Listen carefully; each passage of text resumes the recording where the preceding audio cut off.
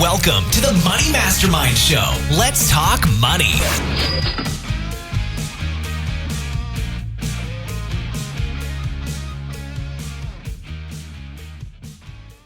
This is our pilot, and I am your moderator for tonight, Glenn Craig. I run the personal finance site Free From Broke, and let's go around our table for the evening and have everybody quickly introduce themselves.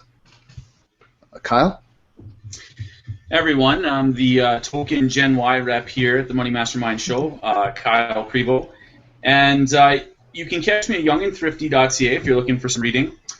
I live in a small town in rural Manitoba, Canada, which is just north of North Dakota, for those of you tuning in south of the 49th parallel. I guess my biggest claim to fame would be putting a beer on the cover of a personal finance book. So, if you feel like reading about Canadian universities, check out More Money for Beer and Textbooks. Sorry, Glenn, I had to get a plug in early. Not a problem. All right, Miranda, tell us a little bit about yourself. Oh, I thought Peter was supposed to be next. My name is Miranda Marquardt, and I live in Logan, Utah, and I am a personal finance writer. I have a journalism degree, and I write about personal finances. And I also have a book. I guess I should have brought it to wave in front of the camera, but it's Confessions of a Professional Blogger. So there's my book plug. Hold on a second.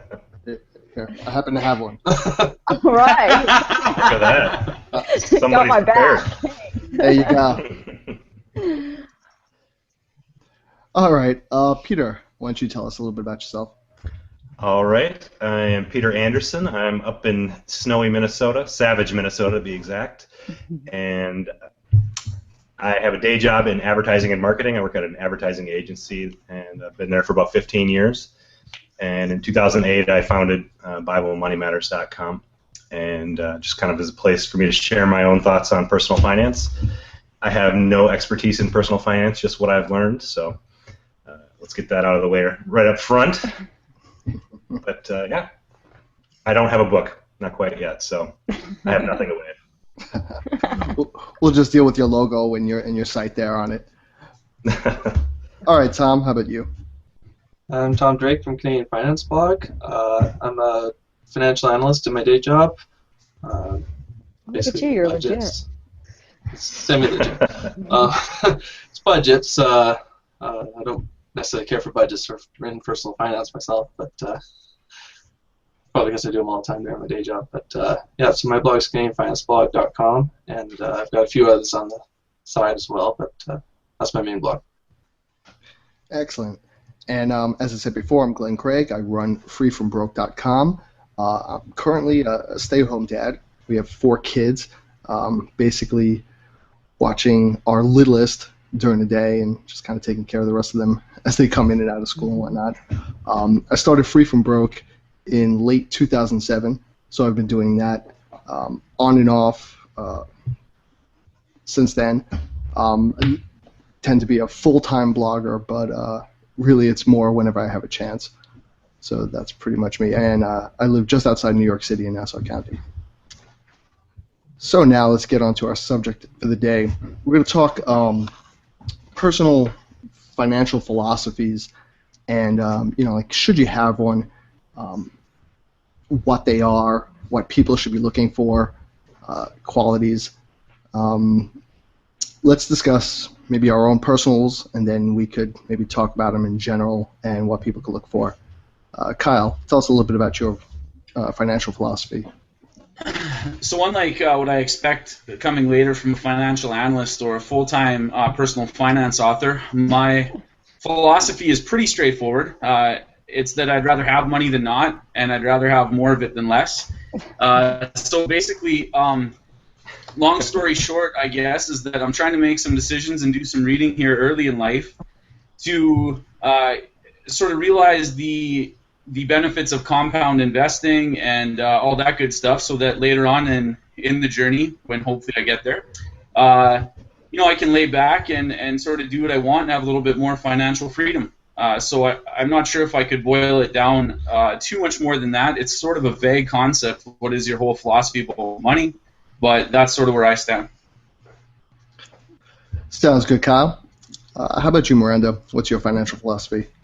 My financial philosophy basically boils down to figure out what's important to you and how you want your life to look and spend money on those things and stop spending money on the things that don't matter to you. So really, I'm more about looking at my finances as resources, my money as resources that can help me do what I want with my life.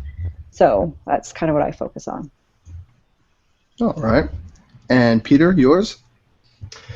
Okay, well, I guess my philosophy when it comes to money really has to do with making sure that money has its correct place in our lives. So realize that money is a tool, and it can be used for good things, it can be used for bad things, but really money doesn't have anything in it that's going to make us happy, I guess. I've got a quote here. Let me put it on my screen. I don't know if you can even read this or not. But look at you. Money has never made man happy, nor will it. There's nothing in its nature to produce happiness. The more of it one has, the more one wants. And that's Ben Franklin said that. So I guess He had quite a lot of money, if I'm not mistaken. I think he probably did. Probably easy for him to say that. And a little ironic, they put him in the $100 bill, too. Yeah. But I guess my philosophy is to use money as a tool to help further your goals and to live your life the way you want to. My site's tagline is "Give more, save more, and live more." And again, that's really where my philosophy is: to live a generous life, to be generous to others, to save more so you can do the things that are important to you and have that freedom, and then to live more. Use your money to do things that fulfill your life and things that can make others happy as well. So that's it at the basic. Sounds good, Peter. How about you, Tom? Well, my philosophy at its simplest pretty much comes down to cash flow. I'm not a huge saver all the time, but as long as everything's covered, I don't stress if I'm spending on certain things. I don't want to be to the point where I'm saving everything and not enjoying any of the money. So it's pretty much just simple cash flow. Whatever. If I'm not bringing in enough, I find ways to make more money, just to kind of keep things going the way I like them to be. All right. And I'll go into mine pretty briefly. Basically, I think you need to know where your money is, where it's going, where it's coming in, and what it's doing, and put those things together and match it to the lifestyle that you want. A lot of times we spend all sorts of different things. We don't even know what we're spending money on, and we live this for now lifestyle, but we end up spending all this money that we don't have. So you kind of have to triangulate everything and put it together and try to figure out how best to do all of that. And in listening to everybody else's here, it seems like one of the important aspects of your financial philosophies is your lifestyle. How important do you guys think that is as far as like how you live? I mean, people say, you only live once, YOLO, or you be super frugal and you don't spend anything. Where does your lifestyle fit into your financial philosophy? Where should it? Well, one of the things that I kind of look at is, I liked what you said about sometimes you don't really know where your money is going, because there was a time a few years ago when I looked around at all the little knickknacks in the house and I was like, yeah, those things are okay and I like them, but they're not like really bringing me happiness and I don't really, they're not enriching my life. And so I started looking at, well, where can I put that money so that my life really is enriched and that my lifestyle is the way I want it, and so I'm not always like scrambling around wondering why I can't spend money on the things I want. And then I realized I was spending money on things that I thought were just okay, and then I didn't really think about wanting. And when I stepped back and said, well, how is this affecting my overall lifestyle and how I feel about my life and how I feel about helping people and how I feel about being able to travel and give my son worthwhile experiences, how does that all fit in? And I think when your money doesn't help you do that, and when you can't live that kind of lifestyle that fulfills you personally, then you're sad and you're not happy and you're stressed about money all the time on top of it. And it's just this whole mess. Sounds good.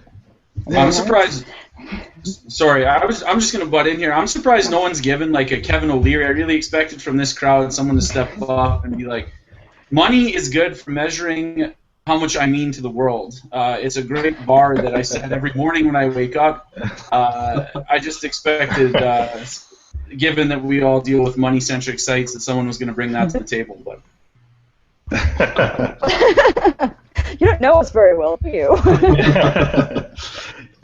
Yeah, you've got the wrong guy here. For me, that having that lifestyle, the freedom, I guess, is a good word that I like to use. When you know where your money's going, where it's coming in, where it's going out, you're able to, live a lifestyle that's good work for you. That gives you the freedom to, maybe go on vacation once a year, or if you want to give money to a certain charity or cause, you can do that without having to worry about your credit card debt or that your mortgage is too big or whatever. For me, having that money philosophy means you're setting goals for your family, you're setting priorities in your lives, and you're really saying what's important to you. You're setting your money values. So.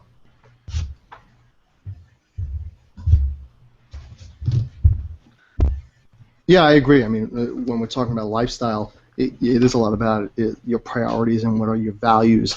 And I think when you're not thinking about what you're doing with your money, you're letting your values go to whatever whims you have at the time, which certainly happens, I think, to all of us at some point or other, if not to much of us.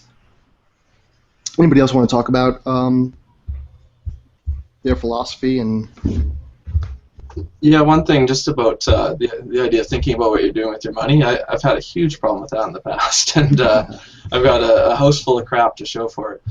And so yeah, I think more now about what I'm actually spending my money on, because now I've got all this stuff that I pretty much want to sell, and not just for the money that it'll bring back, like the small value that it's still worth kind of thing, but just to not have so much stuff that you almost get overburdened by it. When you have this cleaner, simpler lifestyle that, I don't know, when you kind of start getting rid of some of your stuff, you just, I don't know, personally, I feel a lot, like you were saying, it's kind of this burden on you, and getting rid of it just kind of lightens you a little bit, and I don't know. I agree with you as far as that's concerned. I have a house full of crap, and why do I have it?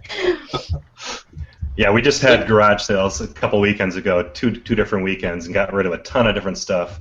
And it's like this huge weight just lifting off your shoulders, like all this garbage that you had sitting in the garage or in the attic or wherever. It's gone, finally. It's just freedom, I can actually park my car in the garage now, and, It's very important when it's winter in Minnesota. Yes. Or as it's known in Canada, the tropics. But, it was over 80 degrees today. Talking about lifestyle stuff, it's when I started reading about personal finance and I heard all these buzzwords like minimalist and frugal people or extreme retirement people. They start talking about their lifestyle, and I realized that being a bit of a hick, for lack of a better term, I had already been doing that without realizing it. When I watch. Well, when my fiance forces me to watch HGTV and I see the houses that people buy and the incredible ways that people stretch their budgets, that actually never entered my mind to do. So I guess I've always been a bit of a minimalist. It's funny because I would, if there was a premium on paying to live outside of an urban center, or you had to pay a premium to, I don't know, go for a jog outside, I would be broke. I would have to, I'm addicted to those sort of things. I would have to sell everything I have. Luckily, it's exactly the opposite. Nobody wants what I want in life. So on the supply and demand sort of curve, it's been pretty beneficial to me. Now, you make an interesting point. I think it's a little bit of where you're from combined with your own personal values as to what you're doing with your money. Am I correct, Kyle? Yeah, I think that's fair. So, I mean, how much do you think we get in trouble with our money just because of our surroundings, where we're from? I grew up in New York, and for sure, even where I am now, there's kids who have iPhones that are 8, 10 years old, And I know I waited till like the 5 to first get one, and that's because my contract ran out, and I was like, I'm going to finally enter the 21st century. You know? Yeah, that's a teacher's delight, iPhone. Oh, I'm sure. There's definitely this feel. I mean, there's this keeping up with the Joneses pull that you get, or at least around me. So you feel like if you don't have that new car, you don't have that nice house, you don't have the flat screen TVs on all the walls. Like we just got like our first flat screen TV, and we're like, wow, that's awesome. These things are great, you know. So what do you think about that as far as your environment and how that affects your money? Yeah, I mean, I think it can help to. Sorry, go ahead, Peter. No, you go ahead. You were started. I was just going to say, like, in terms of a rural area, looking at it from what I was just talking about, you look around, Nassau, New York, maybe isn't Manhattan, but I'm sure there's, hoses on your block or in your neighborhood that run several $100,000, if not 7 figures.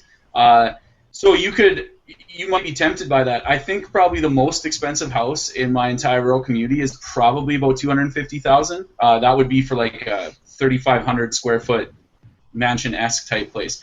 So just on something like that, or like I can't even imagine if someone actually bought a BMW, I don't think anyone in town would talk to them anymore. So it's almost like a reverse, maybe like a souped up, jacked up pickup. That might be like about as lifestyle inflating as you could get. Yeah, I was going to say your environment, the people that you're around, and the circles that you hang in are definitely going to have an impact on the things that you see as priorities for spending your money on. Part of the reason why I like hanging out with personal finance bloggers is because they're all frugal and want to get a good deal. But just this last year, my wife and I, we moved to a different neighborhood. Just in moving from one neighborhood to the other, you see the differences in what people are driving and how they're upkeeping their lawn and just how much money they're spending on so many different things. Just because it's a little bit higher end of a neighborhood, it's almost like people have to impress, in some respects. They have to drive a little bit nicer car, have a little bit nicer house, have the nice lawn and bushes and all that kind of stuff. So your environment, I think, definitely does play a role in how much money you're spending.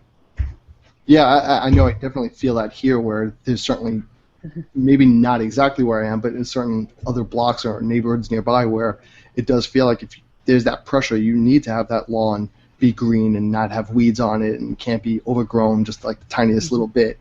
There's no leeway for that. Otherwise, it's like, what's wrong with those people? We're going to call it the town code on them. You're in violation of your HOA agreement.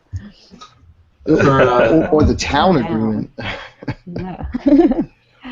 So for me, it's not just about not necessarily having to feel like you have to keep up, but here in Edmonton, the housing prices have gone rather insane. There've been a few years of being the biggest increases year over year, and so if you want something, any house is just going to cost quite a bit. So you have to kind of adjust your lifestyle to that. There's a lot of people with all the big gas money, and I'm not one of them. So it's not easy to necessarily get a house. So maybe I'll come live by Kyle.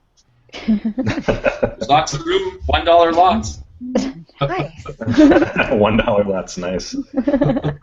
Fully serviced. Nice. Well, one of the things that I've observed in my own life, as far as who you're around and the kinds of things that you're influenced to spend on, is I grew up in kind of in kind of a suburban kind of Idaho setting, and one of the things I was like was, I don't want to be seen as the hick. And so for a while I was like, oh, well, I have to try and, I have to spend more to show that I'm not really from Idaho. I've got to show that I'm sophisticated and worldly and fabulous. And so I think that kind of does that too, is when you're, well, what are you striving for? And there was a time in my life where I was striving for this image thing where I was like, well, I want to be, fancy and cool and not from Idaho. And so I think that kind of colored my priorities for a while. And I mean, as I got older, I kind of changed my perspective on things, and now it's not, that whole image thing isn't so important. But there was a period of time for 2 or 3 years where I was like, I've got to make sure that people know that I am not your typical Idaho person, and I am so sophisticated. So I think that makes a difference too in the way you decide you're going to spend your money. Is you look at your past experience, what are you trying to run from, and then also what are you trying to build for the future. That's interesting. You talk about image. How much do you think media and what we see on TV affects us? Obviously the power of marketing and advertising could pull us to basically do anything and rip us out of our own financial philosophies. Do you see that around you? Do you see how that affects your money, regardless of where you live? Yeah, well, I think you get sidetracked into thinking, this is normal, this is what I'm supposed to have. And I think that's kind of where you fall into that trap. You're like, this is normal. Every family has 2 cars, and they have to be this certain brand of car, and every family has a certain size house. I mean, if you look at, we have 2.5 children and all this stuff, you have this idea of what's normal and what you should have, and then you start making your money decisions on, what you should have and what makes you fit in rather than what you really want out of life. You kind of stop looking inward for what you want and start looking outward and saying, am I fitting in, and do I have this thing that the media says I should have? I mean, do I look like everybody else? Yeah, and working at an advertising agency myself, I see this all the time. They're always selling an ideal. I'm part of the evil empire, sorry guys. But yeah, there's always selling an ideal. Yeah, madman, exactly. They're always selling an ideal, something that people want. If you have these cars, you're going to be happy, or if you have the perfect house, or if you have this food in your house, you're going to be content. So there's always these ideals that they're selling people they're going to be happy when they have these things, but in reality, they're likely not going to be. So it's going to be sad and broke. Yeah, stuff you don't care about. Exactly. You have a garage full of stuff, and you're going to need to have a garage sale. That's right. It's funny. Go ahead. We're both talking about how funny it is. It's funny how you mentioned a garage and how you cleaned it out. You could put your car in there. I joke around how these days garages are to put your stuff in. Like, you don't put your car in the garage anymore. That's where you store 1,000 things because you got nowhere else to put it.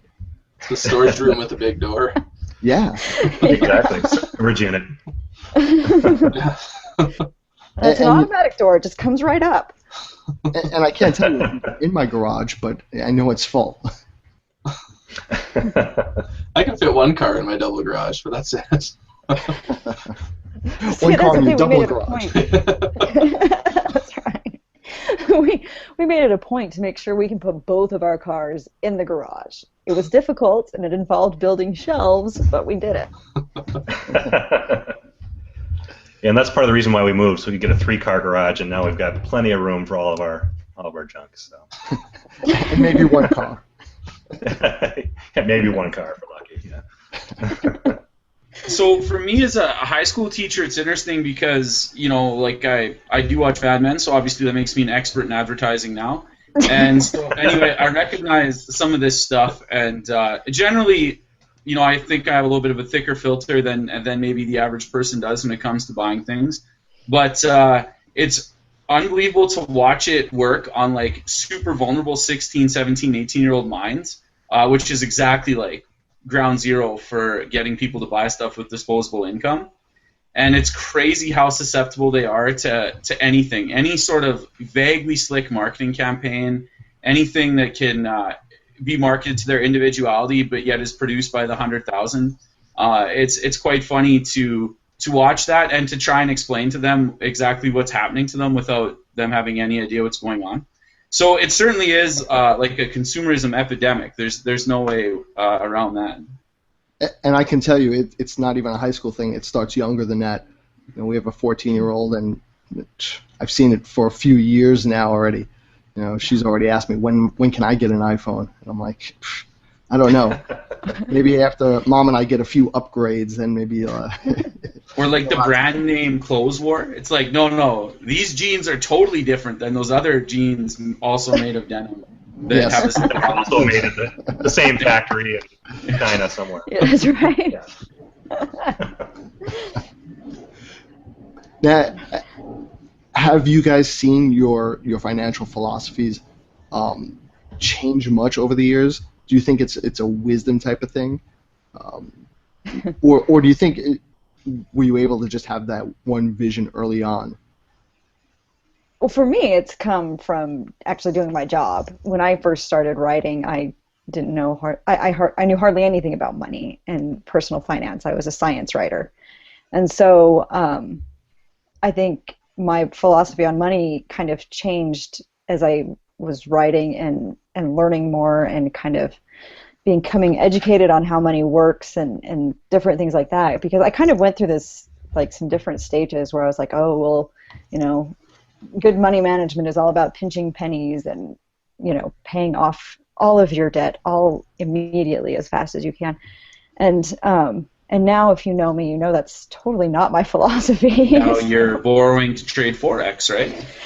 Yeah, exactly. That's what I'm doing. No, I mean, I have a different philosophy where it's like, well, I don't need to pinch pennies. I'm going to spend on things that I want to spend on, and I will pay full price for those things. I will pay $50 extra for my airplane ticket to go at the time I want. I don't want a red eye, and so I will not pinch pennies just to, it's not going to happen. And then, and I'm okay with my car loan. It's 1.99% interest rate. I'm okay with that. I'd rather invest the money and get a 7% return than pay off my car loan faster. So, yeah, I mean, my philosophy has kind of changed over time as I've looked at that, and I know a lot of people aren't going to agree with my particular philosophy, and that's okay. You do what works for you, but, I think that's part of it, too, is where I started saying, oh, well, there isn't one way that everybody has to manage their money. There are lots of ways, and you do what works for you, and as long as you're being responsible and not digging yourself, into this huge, deep hole, I think you're okay. Yep. I think that's something that J.D. Roth has said, do what works for you. It might not be the same thing that works for everybody else, but, if it works for you, that's fine. Go ahead and do that. Figure out what's important to you and set your plans around those important things and work towards them. So, yeah. Yeah, it's tough to find sort of that moderate message because, yes, having a $15,000 car loan at 1.99 is just fine. Like, if you can balance that out in your life, that's going to do no harm. But to try and balance that out and with the sort of mentality of like, yeah, YOLO, so what, I'm like 400% of my annual earnings in debt. We're both in debt, so we're equal because who cares about numbers? Which is way closer to the truth than probably we'd like to admit as North Americans. That's sort of the weird thing. I don't know. I guess as soon as I learned the reality behind how math and interest work, that was sort of the I won't say come to Jesus, but come to Ben Franklin moment for me, maybe. If you want to phrase that way. There you go. That's right. Okay, Peter, come on, give us your doctrinal interpretation of that. Come to Jesus moment. Oh, sorry. Okay. Picturing like Paul in the desert, but yeah. I was getting my Ben Franklin quote back up there. Sorry. One thing I started to move away from a bit is frugality. When I first got into personal finance, I wanted to save literally every penny that I could. But you hit a certain point where if you want to make any progress, you need to make more money because you short of cutting off your utilities, you can only take them so low. I still try to never pay full price for anything. I think it's almost a mental game. Like if you buy stuff at the right timing and stuff, you always get a better deal. That I'm fine with. But truly shorting yourself of something, as long as you're within your cash flow, is I don't think you need to do that. But I do like to still get the best price when I can. See, I think you hit on a couple of good things there, Tom. Once you have that personal, that financial philosophy, you have these guidelines that you could stick to, that you always come back to. So yeah, even if you have the money, you might still look for a deal because you can save the money. It might be just a simple little thing you could save $50 if you just look up a code online, or you go to Target instead of going to Costco one day and you save $20. But I think it also fits in with your value and the time aspect of your money as well. I think we start off when we're trying to get our finances together being as frugal as we can because we have to do whatever we can to get more money in our pockets. But at a certain point, you realize that you don't get the same return on that frugality. Driving around your neighborhood to find the cheapest gas doesn't really save you any money if you're only saving 2 cents a gallon and you just drove around for 10 minutes. So, what is it really worth for you? What are your own personal values? And then how does it fit into that philosophy? Yep. Yeah. So I guess the question becomes, the problem we're going to have here going forward is our philosophies are inevitably going to line up a little bit, but the problem is, I guess, how do we communicate to people the importance of not having their current philosophy or changing their philosophy? Because we're sort of all like, yeah, we have this now and it's good, but I don't know what the numbers are for the States, but like in Canada, our average indebtedness right now is something like 170% of our annual income. That's on average. So you think about like how old our demographic is skewing, and what that means, like how much in debt people in my sort of age group are. And I would argue if it's any philosophy, it's probably a lack of philosophy, but if it's any philosophy, it's like, yeah, who cares? I'll be in debt the rest of my life. The numbers don't matter. So I guess the question is, how do you convince people that that middle ground between catching red eyes and driving around the neighborhood and buying an $800,000 house when you make $40,000 a year, there's some sort of a middle ground there? Yeah, well, I think you hit on something that, I guess even if you don't have a philosophy, that is your philosophy, right? But I think most people, they start off in the whole money adventure, you get that first job, whatever, for how long it takes. They don't think about it. And, whatever my philosophy is now, it certainly wasn't always the case. I always knew I was supposed to be good with money. I wasn't supposed to spend a lot on credit cards. I was supposed to save. I knew these things, but I didn't do it. So I think us sitting here, for the most part, there might have been some point where something flipped in us, in the back of our heads, be it younger or older or whatever, and we said, you know what, something's got to change because it just can't keep going on at this rate. But I was not in any way, shape, or form great with my money for a long time. It took a lot to get to where I am now. You had your come to Franklin moment. And I think everybody kind of has to go through that, where you say, well, I know what I should be doing, but how do I start doing that? And I think part of that is just taking some small steps to start. So after like, oh, well, we have to completely reform our finances overnight, when really, what you need to start out with is basically what's important to me, and say what's important to me and my life, and then what steps can I take a little bit at a time to start getting to that point to where my life looks like it should, as reflected by my finances. Yeah, and I think for a lot of people, they almost have to hit that rock bottom moment before they start getting to that point where they want to change their finances. You almost have to go through that point where you've got the mortgage, you've got the car loans, you've got $10,000 in credit card debt, and all your monthly income is basically going right out the door as soon as it comes in. That sucks when that happens. You're looking at your bank account balance and you're down to $10 or something, and you're like, okay, I can't spend any more money the rest of this month. And you know what? It's going to be on the credit card. So yeah, that really sucks if you've ever been in that place. For a lot of people, they're never going to want to change until they've hit that spot and realized how much it really does suck. So. Yeah, I've been in that paycheck to paycheck, and I think for a lot of people, it is inevitable, at least in the beginning. when you start out, you get at that first job out of school, and you're trying to find a place to live, and you're trying to feed yourself, and you got to get to work, and you're not making a whole lot.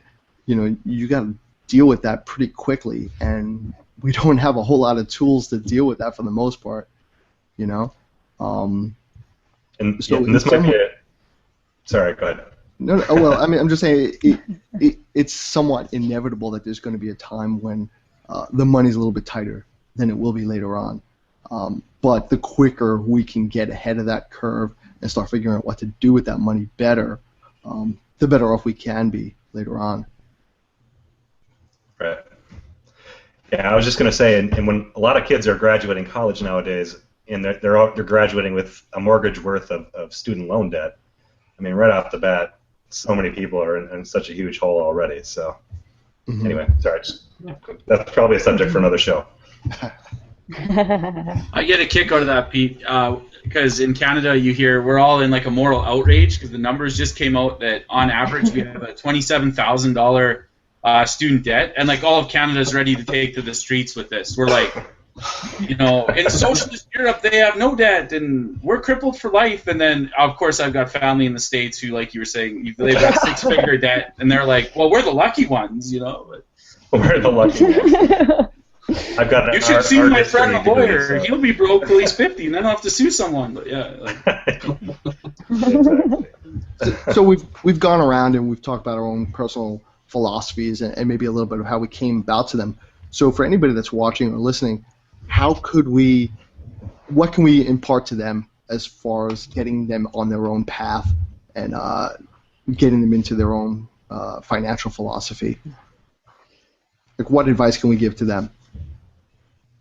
I personally think, as I said before, it starts with taking a step back, looking at your own personal life and your own personal values, and then saying, what can I do to get there? I think a lot of the time we don't think enough about what really matters to us in our own lives, and we make decisions based on what matters to somebody else or what the media says your priorities should be. You should, and so I think instead of saying, well, what should I be doing in terms of what society thinks I should be doing, to step back and say, well, what's important to me? What do I want my life to look like? And once you start there, you can start making money decisions that work for you and that you will be more likely to stick with. Anyone else? Yep, that's what I had written down. It's like you're reading my notes here, Miranda. Actually, well, you put those quotes up there. It's easy to read. That's right. Well, yeah, I totally disagree with these guys. The first thing you have to do is buy my book. Here we go. I have a high interest rewards travel card that you should sign up for immediately. No, I don't know. Miranda put it best. Like, really, yeah, there's some sort of balance between balancing the realities of, like, let's be honest, having more money up to a certain point will make life easier for you, so it's worth learning about. And at the same time, money isn't about buying the most important things, because you can't buy the most important things, and I think everyone reaches a point where they learn that eventually, unless, they're Kevin O'Leary. So it's all about trying to convince people that, trying to learn about this stuff is worth it, and that it will have a real positive effect on their life. Yeah, I think, like Miranda said, it's important to figure out what's important for you and important for your family. What are your values? And, what things do you want to do with your life? Do you want to be getting more money? Do you want to be traveling? Is having a lot of kids important to you? Whatever it is. And find out what those things are. Set some goals for your family for the immediate term, short term, and long term. And then just find ways to achieve those goals. By setting up a budget, if that's what it is, or just setting goals for your family that you can achieve. So, on the point of trying to sort of deal with how it works for you, like our money in our household has been tighter since we've had kids.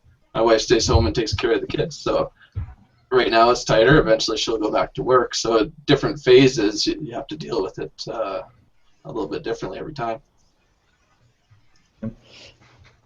Yeah, and I think it really goes back into, you got to take that hard first step and ask yourself where your money is going and why. What is it doing, and what is it doing to better your life and really better it, not just like, hey, this feels really good to have in my hands right now.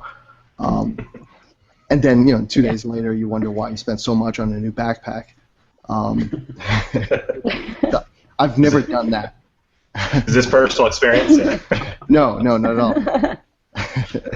But, if you take the time to actually figure out what you're doing with your money and what are your values with it. And I think a lot of people don't do that, and they don't take the time to do that. And it's a hard first step for a lot of people. Where's it going and why? And hopefully, maybe we can convince a few people to start looking at their money differently. On that note, I think we had a great discussion today on financial philosophies and where they come from and what we can do with them and how empowering they can be in each of our personal finances. Thank you all for joining us and watching us.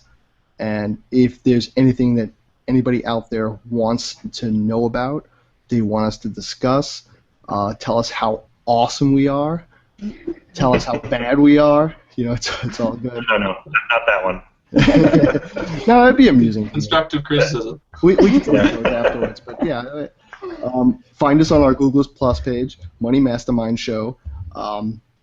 You could also find the Money Mastermind Show on Twitter, and get it out to us. We'll find it, and we'll get working on it. We definitely want to talk about all these different aspects. So thank you again, everybody. Kyle, Miranda, Peter, Tom, and myself, Glenn. Until next week, be good with your money. Let's talk money next time. Bye, guys. All right. Thanks for joining us on the Money Mastermind Show. Get more information at moneymastermindshow.com. Don't forget to subscribe to the show on iTunes and YouTube and follow us on Google+.